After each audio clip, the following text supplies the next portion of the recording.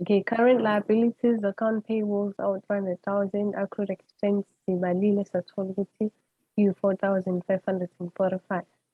Enye into engena kuma-current liabilities, ama-shareholders for dividends, ne-current tax payable, ne-bank overdraft. In this activity, we have a bank overdraft. Uzobona ngani ukuthi sine-bank overdraft. If unikeziwe ukuthi okay, we have cash at bank, then it's either uka-credit noma ujiliye kwathiwa credit in bracket. So in this activity, ubuka-credit side, ubank shuthi sinani ne-bank overdraft. But ukube kuthiwa ubuka-debit side, besingeke siwufake as i-bank overdraft, but this uzowufaka la kuma-current assets as cash and cash equivalents. Sizwana guys.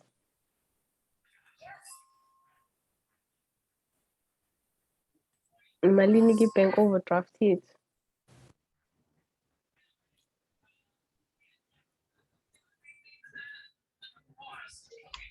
It's 180,000. We have shareholders for dividends.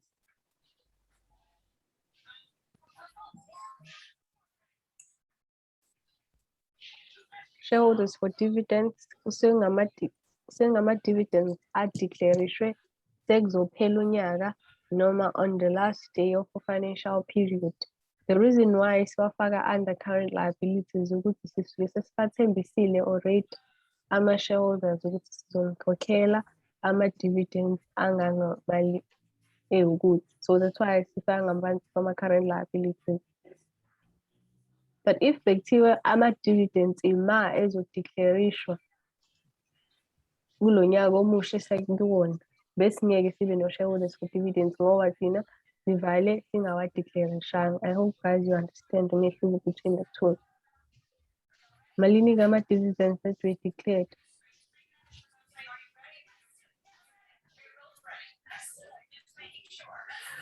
It's 100,000. Khona okunye okungena ngaphansi kwama-current liabilities esikushiyayo.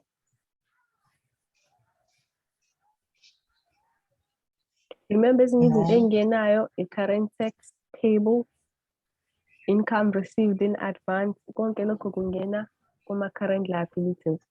So in this question asinakho. So ama-current liabilities wethu azoba u-4. Trade payables, accrued expenses, bank overdraft, and shareholders for dividends. Imalini ama-current liabilities in total?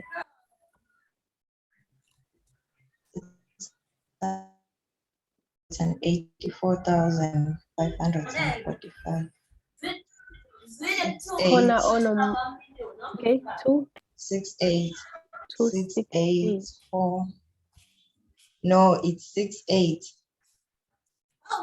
4545. 454.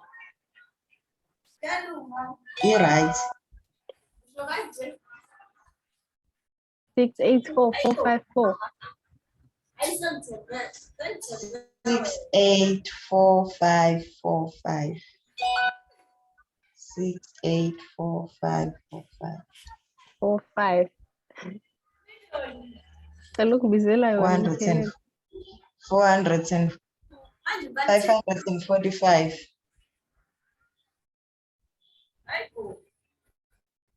684,545. Okay, yabo. Khona nombuzo guys ngaphambi kokuthi sidlulele ku-question 2. Sangena kwi-bank overdraft. Okay, i-bank overdraft ingena kwi-current i-current liability. Uzobona ngani ukuthi sine-bank overdraft? Kwi-trial balance yakho kuzoba no-cash at bank. If u-cash at bank uka-credit side noma mawutsheliwe ukuthi uka-credit side uba yi-bank overdraft. But if u-cash at bank wakho ka-debit side ku-trial balance noma utsheliwe ukuthi ubuka-debit side, u-bank loyo uba u-cash and cash equivalent lapha kuma-current assets.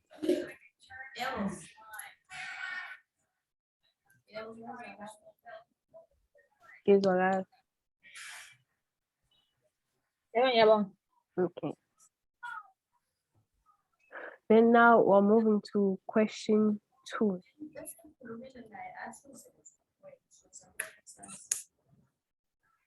Now, question 2. Yes.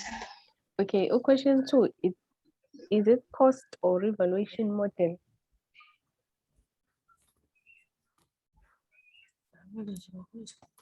The cost model.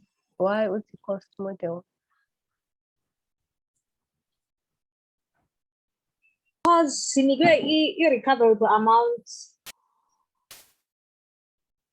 Naga revaluation yaba khona recoverable amount.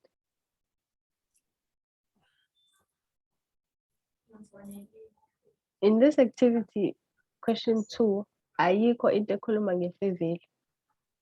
So if ukuthi question yakho ayikhulumi nhlobo nge-fair value, it means you have to apply i-cost model. But if i-question yakho ifake i-fair value phakathi, it will mean kahle kahle wena ususebenzisa ini manje i-revaluation model. Once nje wabona i-fair value, tsheliwe ukuthi i-asset la revaluator to i-fair value engangemali ukuthi uyazi automatically ukuthi that's not i-cost model, sekuyi-revaluation model.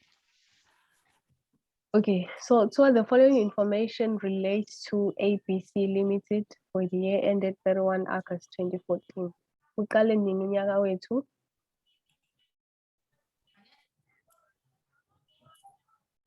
On July 2013. Uqale go 1 July 2013.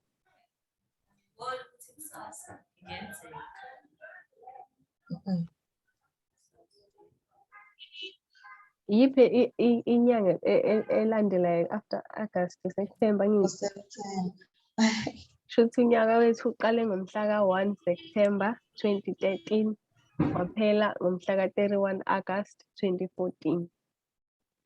But required wakuthini? Uthi prepare all journal entries relating to the above information for the year ended 31 August 2013 and 31 August 2014. Usho ukuthi ama-journal entries azowenza uzofike wenzele unyaka wango-2013 uphinde wenzele unyaka wango-2014. But unyaka wethu uqale ngomhla ka-1 September uphela ngomhla ka-31 August. Okay, siqhubeke ne-information. On 1 March 2012, an equipment with a cost of 950,000 was acquired. On the date of purchase, useful life was 10 years. The residual value is 100,000. This equipment is depreciated on a straight line basis. If the assets depreciate using a straight line, the depreciation iba njani?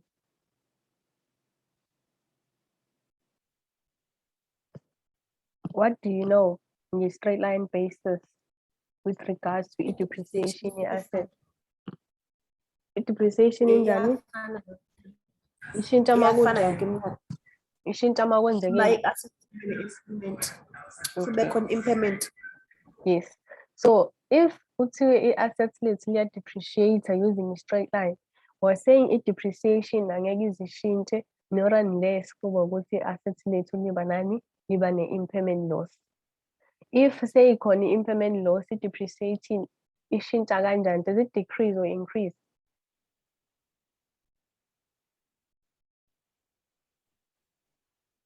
Iyancipha ngithi depreciation.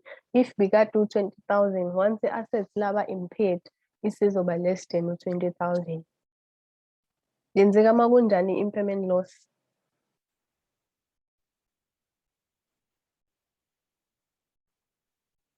Guys?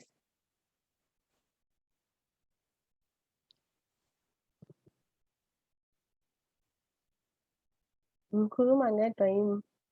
Ningiphendule umbuzo wami, asiqhubeni nje ngingakaphenduli.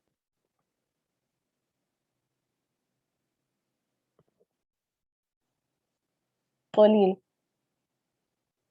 Sacela bandla ungiphendele umbuzo, askisi benginenkinga ye-network. Okay, yenzeka makunjani impairment loss?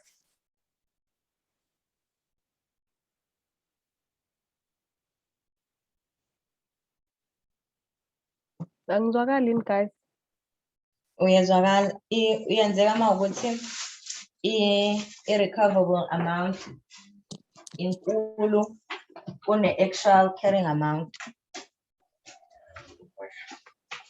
Okay, if the carrying amount ye-asset inkulu kune-recoverable amount, siba ne-impairment loss. Siyithola kanjani i-recoverable amount? If unganikezwanga.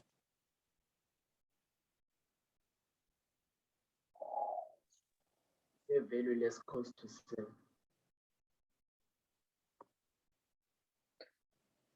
Correct, but 10% correct. Khona okushodayo. Greater value in use and fair value less cost of sale. Okay, ukuze uzokwazi ukuthola i-recoverable amount yakho, it's the greater amount between fair value minus cost to sell and i-value in use. Okusho ukuthi ukuze wena ukwazi ukuthola i-recoverable amount yakho, kumele ube no-fair value less cost to sell, no value in use. Then i-amount enkulu between the two, iyona eba i-recoverable amount yakho. At all times. So lapha information esinikeziwe on 31 August 2013. Futhi njengoba unyaka wethu wokuqala uphela ngo-31 August 2013, futhi uqale ngomhla ka-1 September 2012.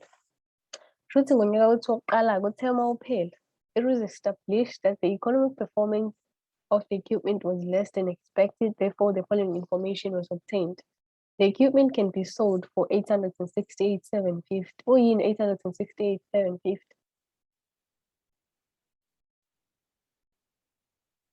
Recoverable. No, it's not a recoverable amount. It's a carrying amount. It's not a carrying amount.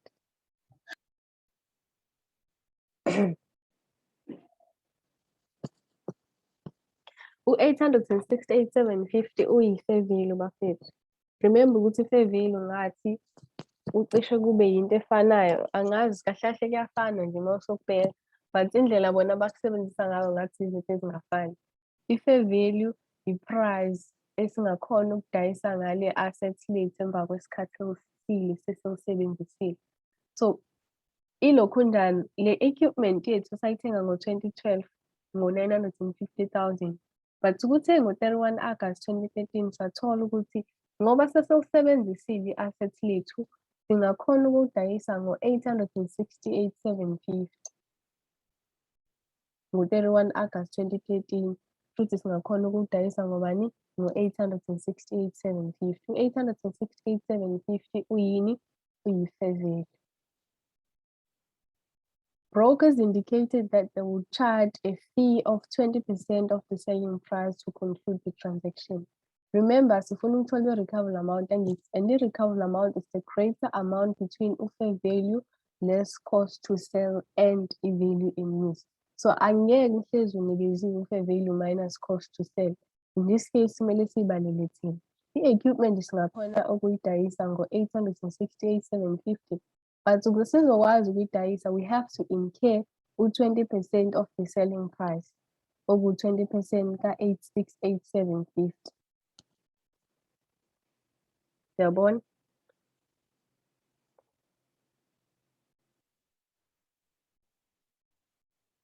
I'm saying i-fair value yethu you-868,750. Then ama-cost to sell awu-20% of i-fair value yethu le ngaphezulu. Emalini ke?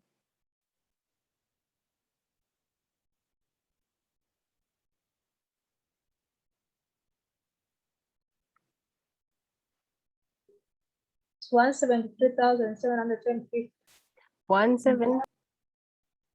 3,750. 173,750. Yes. Okay, so now we have fair value, we have cost to sell. The difference yakhona we have to compare its nani ne-value in use to determine in i-recoverable amount. Uyimalini ku-fair value minus cost to sell. 86,8750 minus 1,73750. 695,000. 295.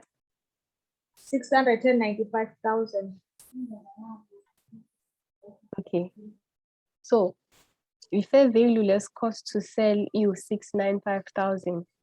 If value in use, value in use was correctly calculated by an accountant and it was lower than fair value less cost to sell. Usho ukuthini lokhuya?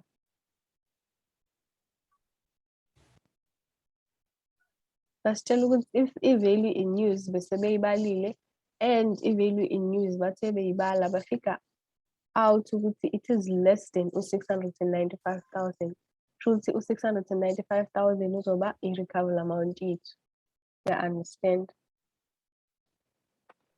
Yes.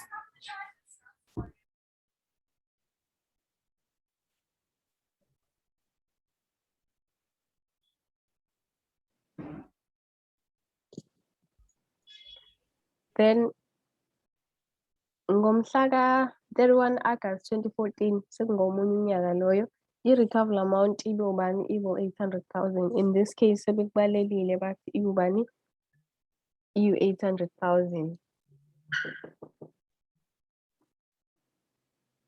Okay, so kuzokwenzeka futhi bengakunikezi noma besho kanje bethi if a value less cost to sell ibaliwe yatholakala ukuthi incane kune-value in use, then if kukanjalo futhi i-recoverable amount yakho ilingana nani ne-value in use.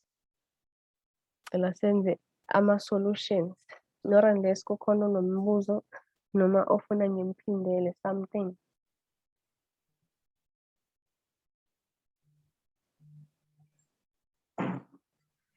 Sicela nombuzo. ungiphindela lapha kwibhulethi yokuqala ukuthi why sithi le mali u-868,750 uyilo uyi-fair value. Okay, remember ukuthi i-fair value ye-assets kusuke kuyi-price esingakhona ukudayisa ngayo i-assets lethu ngaleso sikhathi. I-fair value iyafana ne-market price. Okay. Yeah, Understand ngiyabona. Okay. Khona omunye nombuzo.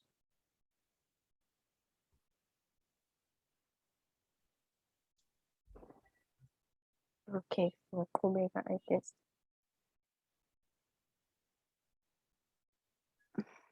Okay, ama-journal entries for ABC Limited uzoyibhalela wena-ke lokho.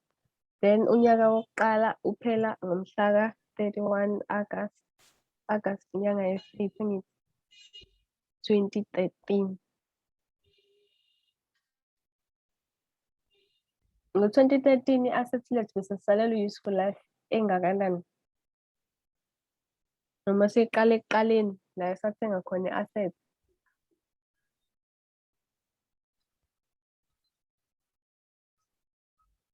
Siqale ekuqaleni. Bengicela. Okay, assets esawuthenga ngomhla ka-1 March 2012 angithi? Yes.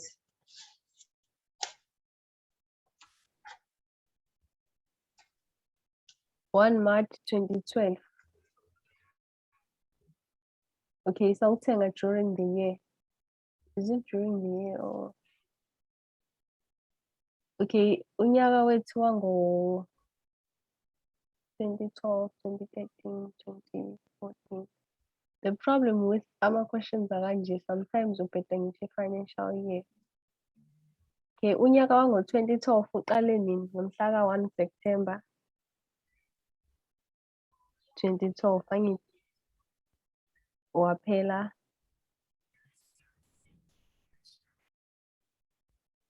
ngo-31 August 2013 angithi?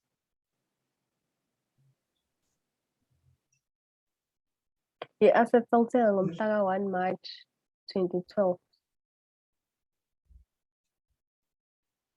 Shuthi ngonyaka lo lihlale how many months? Isibone.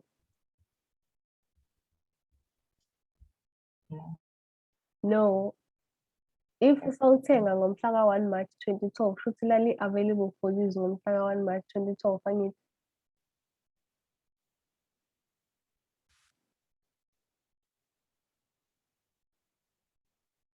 Guys, Kushuthi kuzoba 6 months for unyaka wa 2012 angithi from unyaka 1 March to 1 31 March August. to 6 months. Sukela 1 ngo-March. March to August 36. Ubuqale nini unyaka wango-2012? I'm sure ngibheke financial period. Lathenga during Unyaka the wango year. 2012 ubuqale. Sorry, Oh yes, uqale ngomhla ka-1 September 2011. 2011. Waphela ngo-31 August 2012.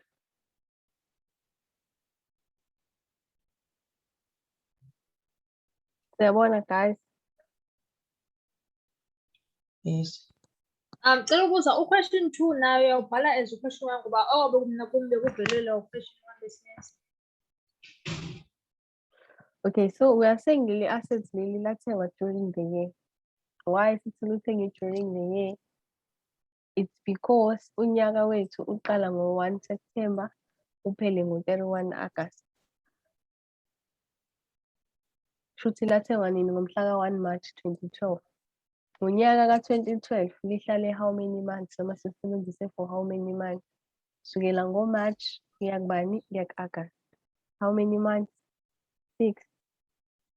Yes. Okay. Ngoba already ngizothini if i-assets lithengwe during the year kuye kusiza ukuthi i-useful life yakho i-convert from ama-years ibe kuma-months.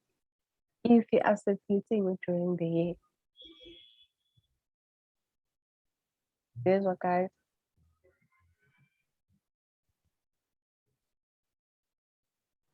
Cela ukuthi siyenze sibone ukuthi convert kanjani. Okay, so njengoba i-useful life iyi-10 years, uzo-times ngo-12 because unyaka ngawodwa iney'nyanga eziwu-12.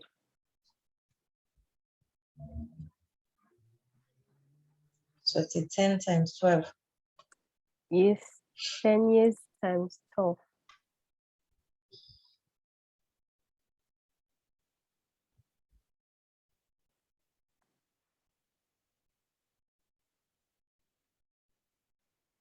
Kuma how many months?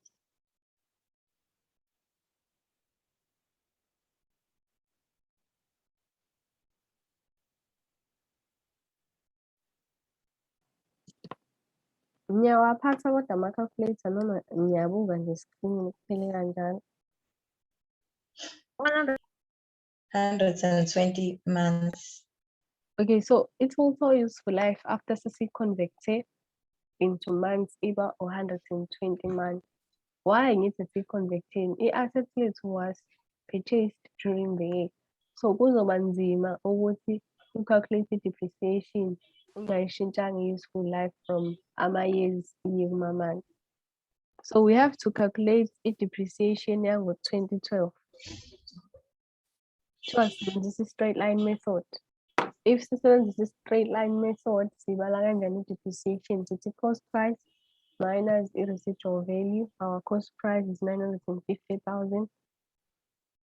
How much is our residual value? 100,000. Angithi? Yes. Yes.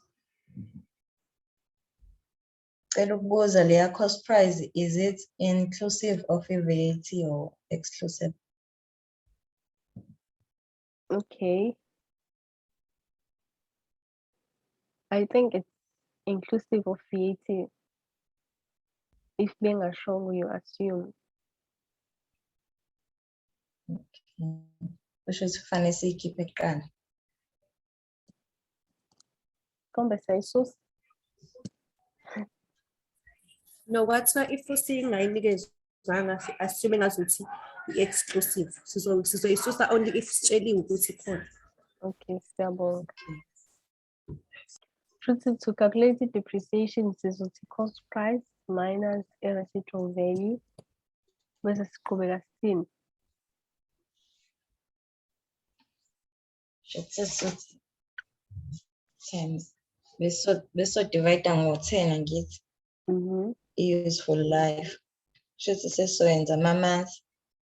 So divide by 120.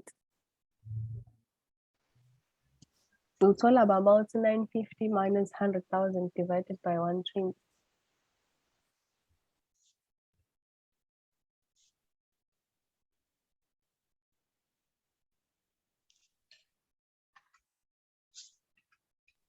$7,083. Okay, so since assets led to something during the year, depreciation is supposed to be for 6 months. So if the value depreciation, so it's 950, which is the cost minus the residual value divided by 120. Low 7,000 also depreciation yonyaka wonke. The assets led something during the year. Should kumele divide them on 2, noma times it 6/12. So compound. I'm saying if it's 950,000 minus 100,000 divided by total useful life, 10 years, but in this case, it converts it into months. It's only depreciation for the year. Yes. But ngobe assets lethu sawuthenga during the year, sikhona ukusebenzisa for 6 months. We have to divide depreciation yonyaka by 2, noma times 6/12. Okay. Imalini.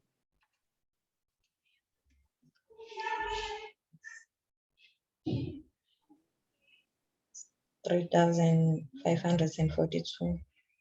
3,542. I-depreciation yanini yango-2012. Asinikezwanga ngithi i-recoverable amount ngo-2012. Ayikho. Shuthi kuma-journal entries for unyaka ka-2012, yini esizoyi-record? The first journal entry. Depreciation, accumulated depreciation. Okay. The first adjustment we would debit.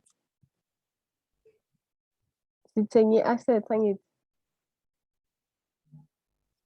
We purchased equipment. So we have to start by debit equipment and credit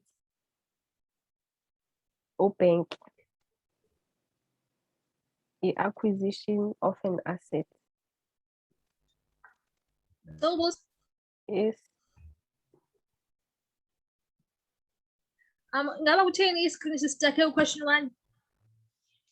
Istakile. As like question 2 akaveli wena sisitake question okobe senze question 1, question 2 akaveli okumqalile. Uyavela mina abanye guys.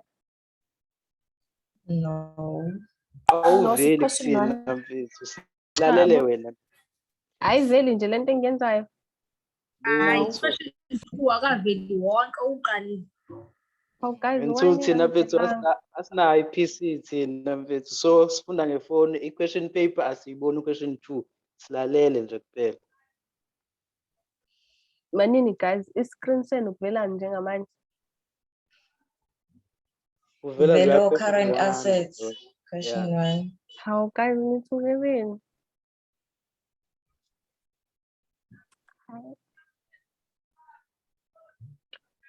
Okay. Uvela u-Excel. Yes. Oh ma, sengikhulume kangaka.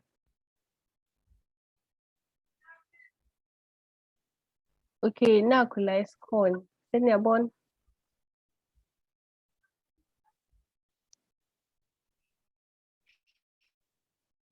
Yes, akavela. Yes.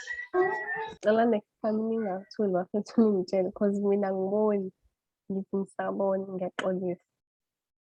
Okay, sikunyaka wango-2012 kodwa sowufake-ke niyayizwa into engishoyo.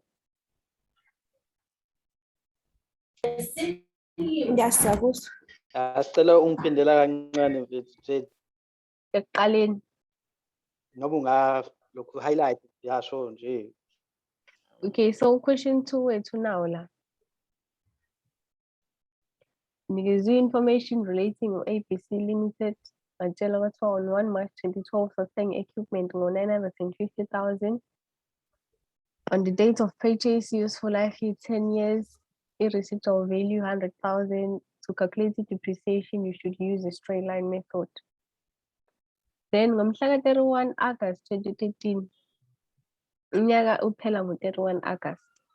Ngomhla ka-31 August 2013, shuthi ngonyaka ka-2013, it was established ukuthi okay, i-performance ye-equipment it was less than expected.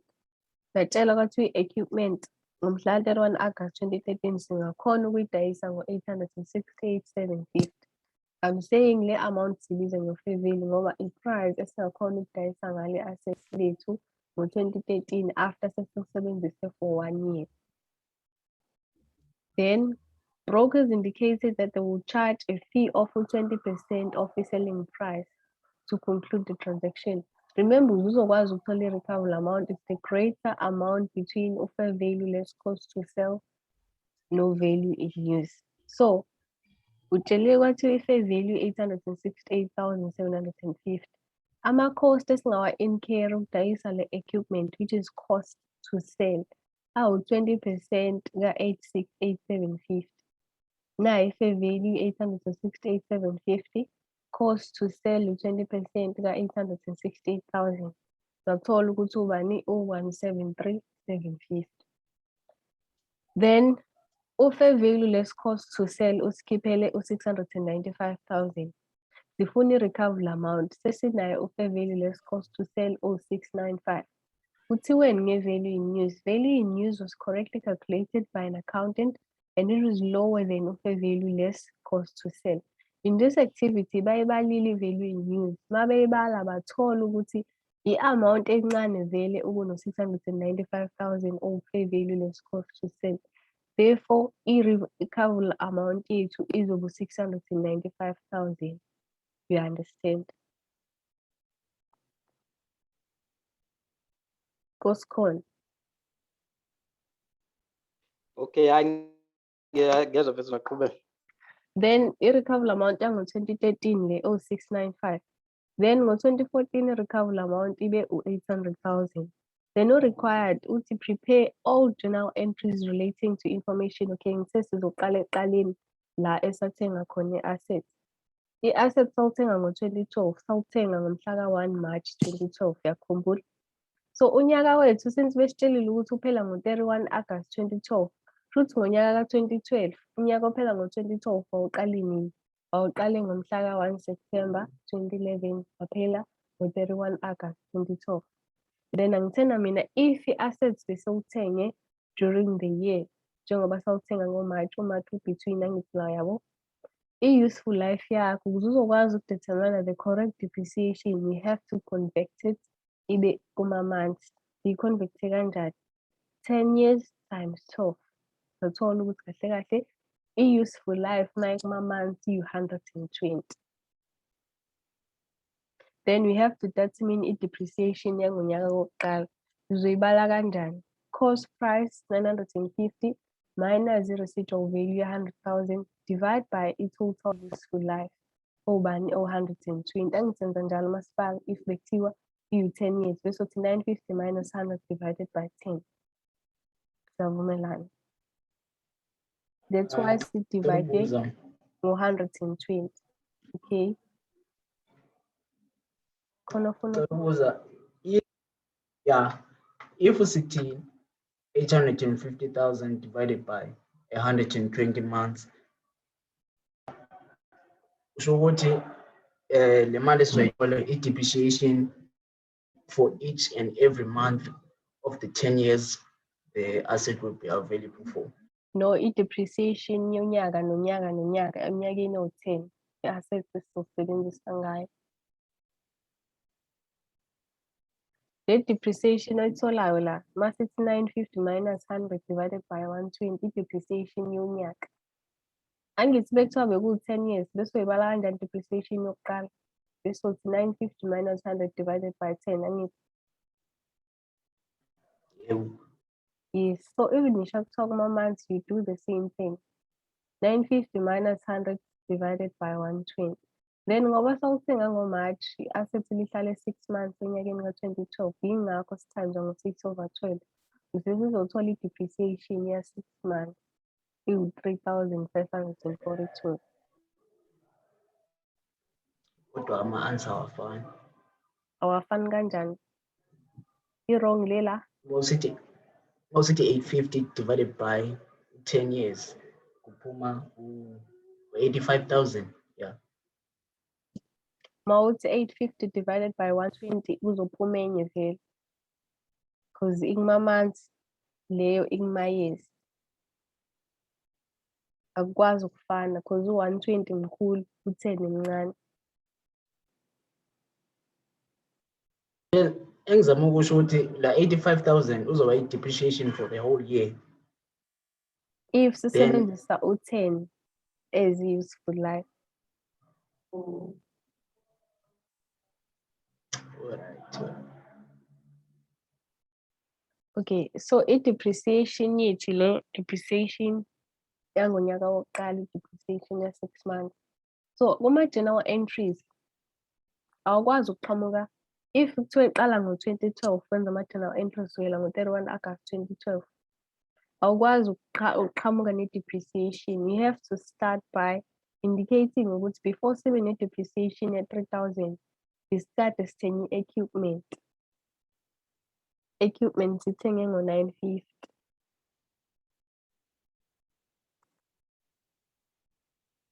We debit equipment, ama-assets increase, then credit bank because sithenge ngemali la. Bank will decrease to 950,000. Your narration should be the acquisition of an asset. Then kuwo lo nyaka lona siphinde saba ne-depreciation angithi. We debit i-depreciation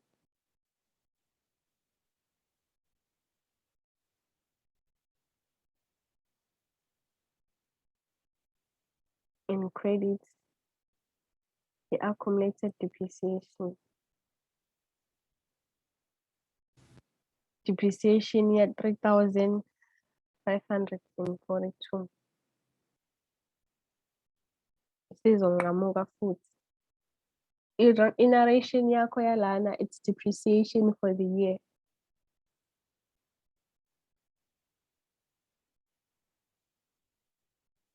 Ningakhohlwa guys, equipment la in brackets ama-assets. I-bank nayo i-assets, then i-depreciation i-expense and then accumulated depreciation